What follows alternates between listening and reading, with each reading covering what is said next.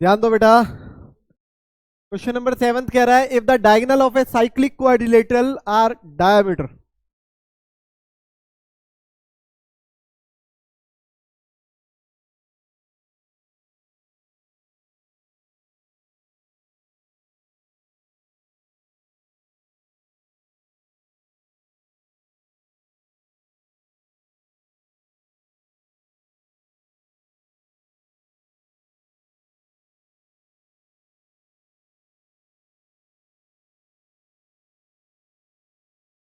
कह रहा है if the diagonal of a cyclic quadrilateral are diameter of the circle through the vertices of the quadrilateral prove that it is a rectangle. ये एक circle हो गया बेटा। Question कह रहा है diagonal of a cyclic quadrilateral, तो बेटा एक क्वाड्रिलेटरल बनाएंगे इसके अंदर, और वो क्वाड्रिलेटरल कैसे बना है, are diameter of the circle, मतलब सर्कल के जो डायमीटर है वो डायगोनल है क्वाड्रिलेटरल के। सर्कल के जो डायमीटर है वो डायगोनल है क्वाड्रिलेटरल के। तो बेटा एक काम करते हैं, एक डायमीटर ये बना लेते हैं ए बी, और एक डायमीटर ये बना लेते हैं सी डी। क्वेश्चन कह रहा है diagonal of a cyclic quadrilateral, cyclic quadrilateral के डायगोनल डायमीटर है सर्कल के। तो बेटा अगर आप इनको ज्वाइन कर दोगे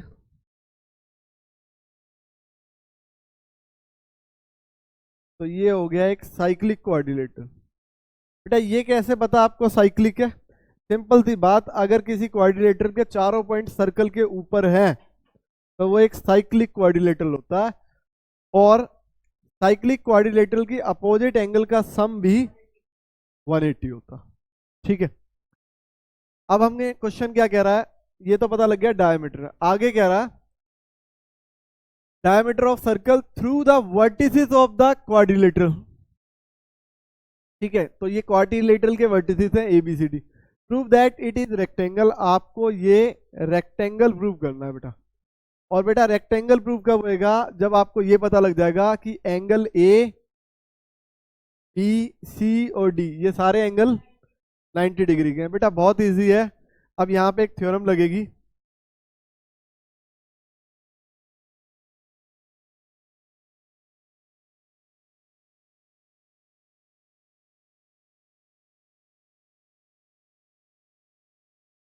हाँ जी बेटा।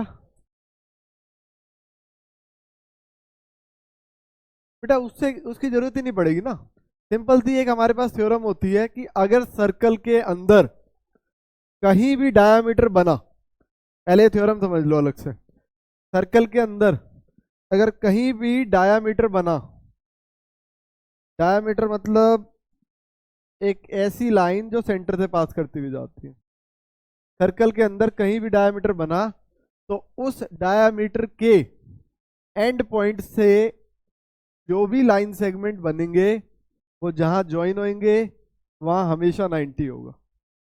फिर से सुनो, सर्कल के डायामीटर से, डायामीटर के एंड पॉइंट से अगर आप एक ट्रायंगल फॉर्म करते हो तो उस पे हमेशा 90 डिग्री का ही एंगल बनेगा। जरूरी नहीं कि वो यहीं पे ही बने, इस तरफ भी देखो तो यहां भी बन सकता है बेटा। अगर ये यहां पे मिलेंगे तो यहां भी बनेगा, अगर ये यहां पे मिलेंगे तो यहां भी बनेगा। कितने भी ट्रायंगल बन जाए सब जगह डायमीटर के सामने फिक्स है बेटा, 90 ही बनेगा। क्लियर हो गया कॉन्सेप्ट, डायमीटर के सामने हमेशा नहीं बेटा, अगर डायमीटर नहीं है, डायमीटर के अलावा कोई और कोड है तो फिर वो एंगल कुछ भी हो सकता है, जरूरी नहीं कि 90 हो। ठीक है, अब बेटा इसको अप्लाई करेंगे। यहां पे लिखो A B is a diameter,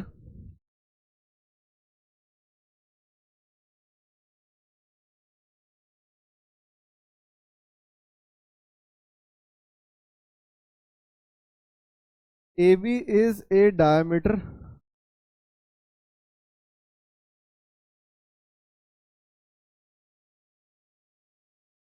और अगर ए बी डायमीटर है, angle C lies in semi circle. बेटा पहले लाइन लिखो, A B is a diameter, फिर लिखो angle C lies in circle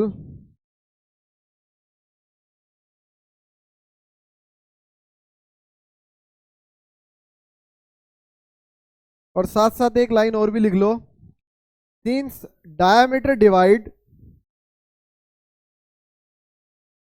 since diameter divide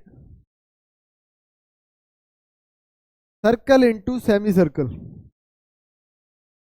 since diameter divides the circle into semi circle. जब भी आप 90 show करोगे ये आपको तीनों लिखनी पड़ेगी। फिर से देखो, पहले आप बोलोगे ए बी एक डायमीटर, सी लाई कर रहा है किस तरफ, एक सेमी सर्कल के अंदर। सेमी सर्कल कहाँ है, ए बी के इस तरफ लाई कर रहा है ना, C lies in semi circle. और साथ साथ हमने लाइन क्या लिखी है, since diameter divide the circle into semi circle. इसका मतलब ये हो गया कि एंगल सी, अच्छा ये लाइन ऐड कर देते हैं,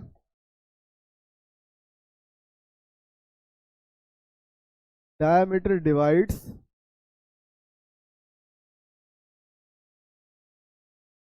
the circle into semi circle. तो इसका मतलब एंगल सी कितना हो गया बेटा, 90। और बेटा बाकी सारे एंगल शो करने की जरूरत नहीं है, आप यहां लिखो सिमिलरली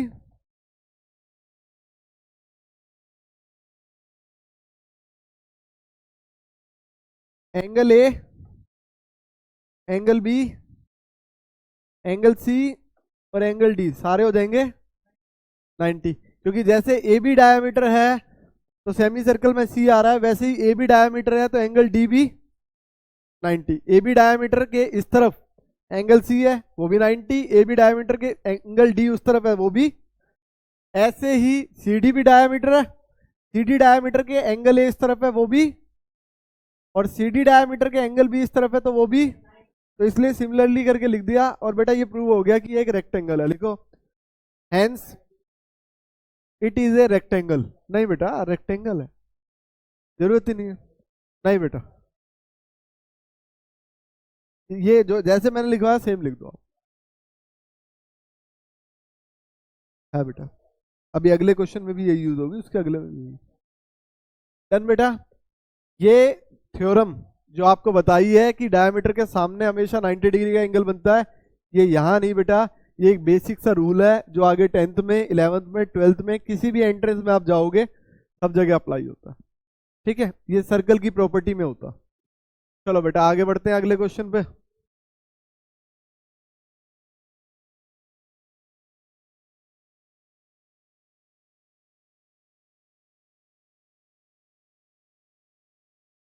बेटा नेक्स्ट क्वेश्चन ध्यान दो, यही है। If the non parallel side of a trapezium are equal prove that it is cyclic. बेटा जरूरी नहीं होता हर बार फिगर सर्कल के अंदर ही होती है। अगर फिगर पे ऐसे बोल दिया कि वो साइक्लिक है तो आपको ये रूल पता होना चाहिए कि उसके अपोजिट एंगल का सम 180 होना चाहिए। और अगर क्वेश्चन कह रहा है कि प्रूव करो वो साइक्लिक है तो फिर आप शो कर देना कि अपोजिट एंगल का सम कितना आ रहा है, ये आपको निकाल के दिखाना। ठीक है, तो बेटा अभी फिगर बनाते हैं ट्रेपेजियम की। ट्रेपेजियम ऐसा दिखेगा बेटा। डन, नेमिंग कर दो बेटा A B C D. Question कह रहा है if the non parallel side of a trapezium are equal. बेटा क्वेश्चन ने हमें कुछ गिवन दिया, क्वेश्चन कह रहा है नॉन पैरेलल साइड ट्रेपेजियम की इक्वल है, तो नॉन पैरेलल साइड कौन कौन सी है,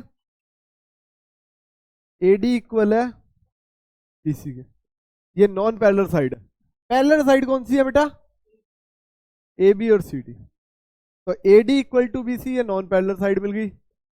अब बेटा यहां पे आपको एक कंस्ट्रक्शन करनी पड़ेगी, लिखो ड्रॉ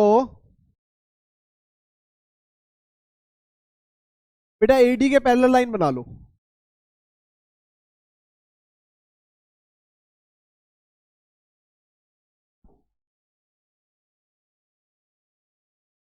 यहां पे ई पॉइंट नाम दे दो, लिखो ड्रॉ बी ई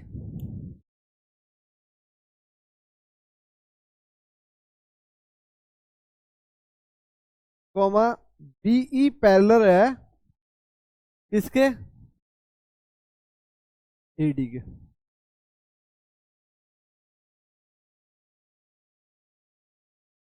और कह रहा prove that it is cyclic, आपको प्रूव करना है ये एक साइक्लिक है।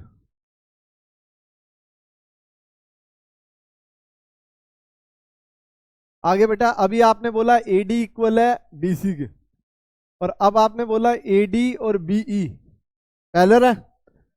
अगर बीई और एडी पैरेलल है और ए बी और डीई कैसे हैं बेटा, यहां पे पहले लिख लो A B C D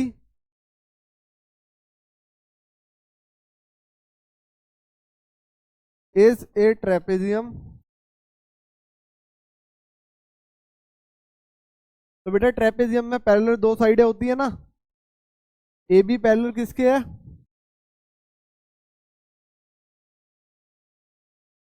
C D के। ठीक है बेटा आप ध्यान दो बीई पैरेलल एडी के, बीई कौन सी वाली साइड की बात हो रही है, ये रेड वाली, बीई पैरेलल है एडी के, और अभी आपने बोला ए बी पैरेलल है सी डी के, तो फिर ये क्या बन गया, तो लिखो A B E D is a parallelogram.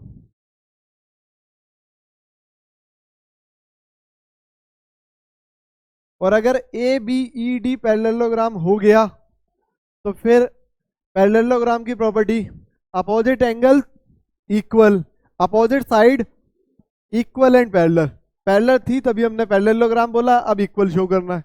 तो फिर हम यहाँ शो करने वाले हैं कि ए डी और बीई अब कैसी साइडें हो गई, पैरेलल तो पहले थी तभी पैरेललोग्राम बना था। देखो एडी और बीई पैरेलल तो पहले भी थी, लेकिन पैरेललोग्राम प्रूव होने के बाद ये आपस में क्या होगी, इक्वल भी होगी। तो एडी और बीई इक्वल हो गया, और साथ साथ यहां पे नाम देने वाले हैं हम एंगल 1 और एंगल 2 आपस में क्या हो गए, इक्वल। क्यों हुए इक्वल, तो लिखो opposite angle of parallelogram.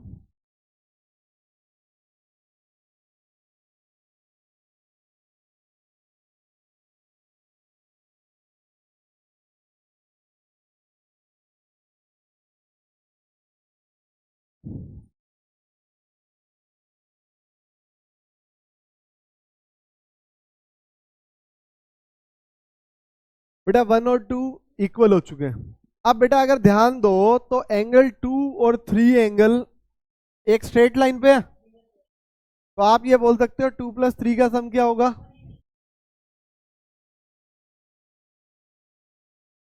180। Reason,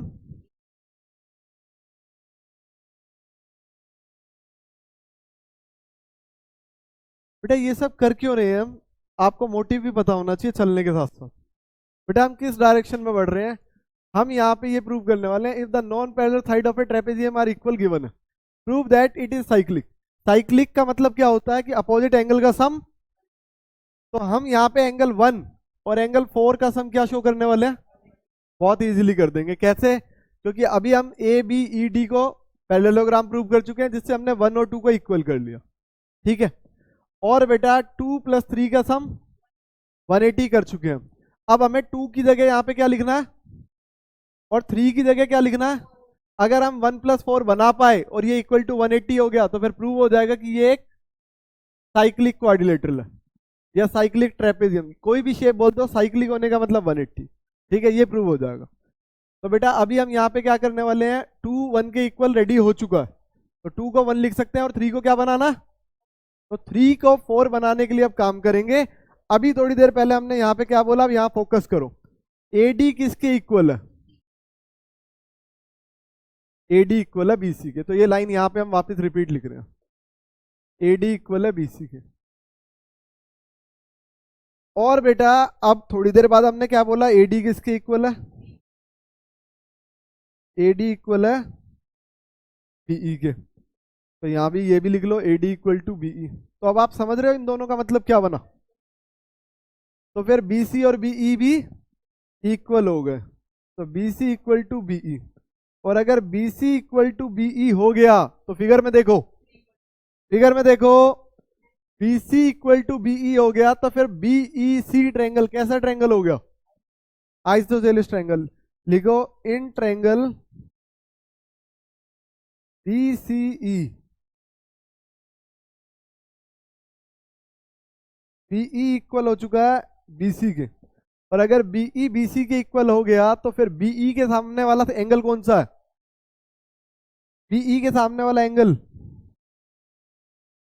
BE के सामने 4 एंगल है और BC के सामने एंगल, BC के सामने 3 एंगल है। यहां पे आप लिखोगे opposite angle of equal side. Equal side के सामने वाले एंगल इक्वल हो गए बेटा। अब वापिस आते हैं इसी मुद्दे पे, फर्स्ट इक्वेशन पे। फर्स्ट इक्वेशन ये कहती है कि 2 + 3 का सम कितना है, और हम 2 को किसके इक्वल कर चुके हैं, 1 के। और 3 को हम किसके इक्वल कर चुके हैं, 4 के। तो बेटा इनको भी ना साथ साथ नाम दे देना, आप डायरेक्ट तो लिख नहीं सकते। तो आप यहाँ पे फर्स्ट इक्वेशन इस ऊपर वाली को दे दो, इसको सेकंड इक्वेशन दे दो, और इसको थर्ड इक्वेशन दे दो। और यहाँ पे आप लिखोगे पहले फ्रॉम इक्वेशन सेकंड, ये लिखने से पहले कि आप सेकंड इक्वेशन में फिर से काम करने जा रहे हो। और वहां पे 2 + 3 180 करने के बाद आप यहाँ लिखोगे by using equation. By using equation कौन सी इक्वेशन का यूज कर रहे हो, फर्स्ट और थर्ड इक्वेशन का। तो फर्स्ट इक्वेशन कहती है 2 1 के इक्वल है, और थर्ड इक्वेशन कहती है 3 4 के इक्वल है। और 1 + 4 अगर 180 प्रूव हो गया तो इसका मतलब ABCD इज ए साइक्लिक। ये प्रूव हो गया कि ABCD एक साइक्लिक है। नोट करो बेटा,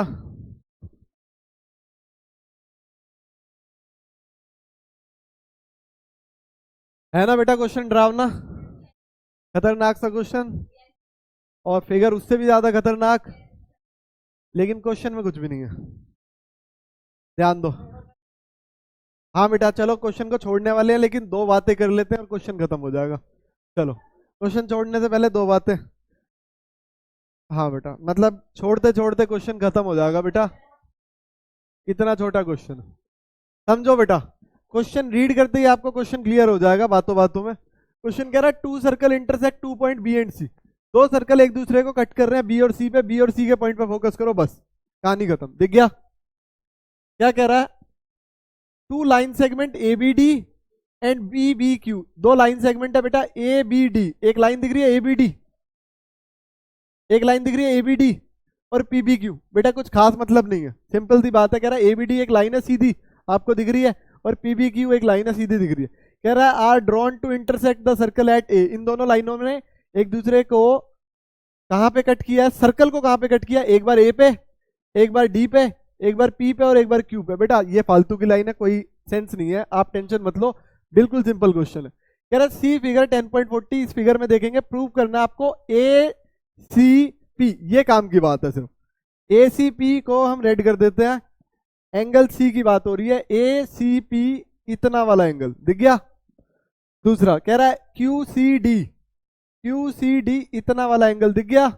इन दोनों को इक्वल करना बहुत इजी है। हमने एक थ्योरम पढ़ी है कि अगर एक कोड है AP, हमने थ्योरम पढ़ी है अगर एक कोड AP है तो इस कोड से जहां जहां एंगल बनेगा वो एंगल कैसे होते हैं आपस में, इक्वल। तो बेटा अगर AP एक कोड है तो AP कोड से बनने वाला एंगल, एक तो आपको C दिख रहा होगा जो प्रूव करना है, ये सही डायरेक्शन में लेके जाएगा, और दूसरा दिख रहा है बेटा AP से जाने वाली लाइन ढूंढ लो। AP से जाने वाली एक ये हो गई C पे, और दूसरा, अबे सर्कल के बाहर क्यों जा रहे हो, Q पे नहीं, सर्कल के बाहर नहीं जाना आपने। AP से जाने वाला एंगल C और AP से जाने वाला एंगल B, गिने चुने पॉइंट तो है बेटा। तो ये AP से जाने वाला एंगल हो गया B, एक एंगल ये बन रहा है B और एक बन रहा है C, तो ये दोनों एंगल आपस में कैसे हो गए, इक्वल हो गए। आगे सुनो, दूसरा बेटा यहां से ध्यान दो, अगर आप इन दोनों को ज्वाइन करते हो तो डी क्यू से बनने वाला एक एंगल क्या है, और एक और एंगल दूसरा ढूंढो बी, तो एक एंगल बन गया ये। हमें प्रूव करना था ये वाला angle, angle 1 equal to angle 2, आपको 1 और 2 इक्वल प्रूव करने हैं। लेकिन आप ये कहोगे कि एंगल 3 और 4 आपस में कैसे एंगल है, क्यों है वर्टिकली। अब इस लाइन का मतलब निकलेगा, ए बी डी और पी बी क्यू आपस में कैसी लाइन है, स्ट्रेट लाइन। और स्ट्रेट लाइन जब एक दूसरे को जहां पे कट कर देती है तो उसके आमने सामने बनने वाले एंगल कौन से हो जाते हैं, vertical.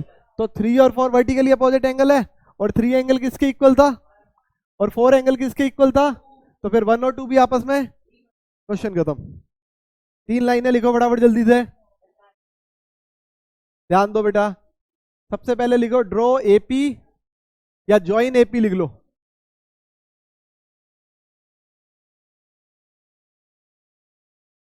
Join AP and D Q,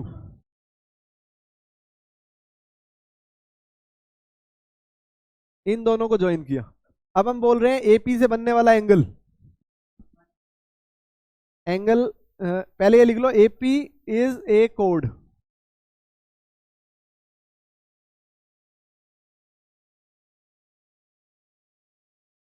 AP अगर एक कोड है तो एपी से बनने वाला एंगल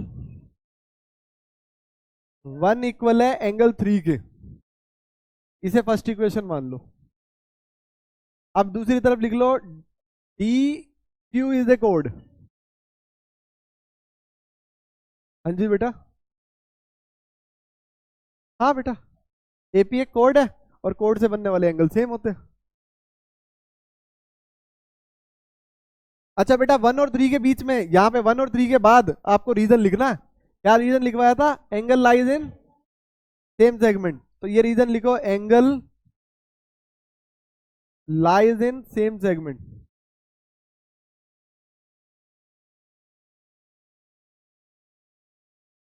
ये हो गई फर्स्ट इक्वेशन। अब डी क्यू इज ए कोड, तो angle 2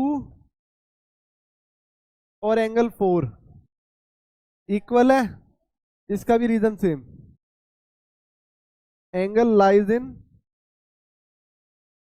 same segment.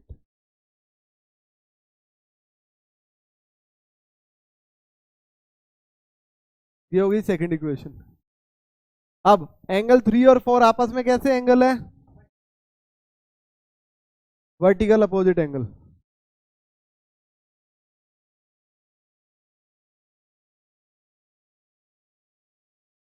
By using equation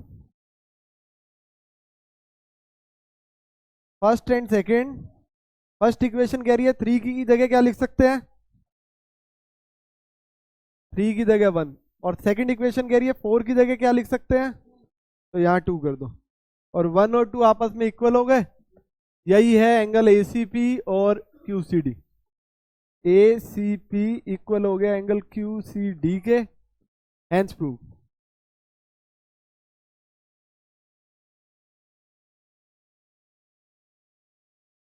करो बेटा नोट।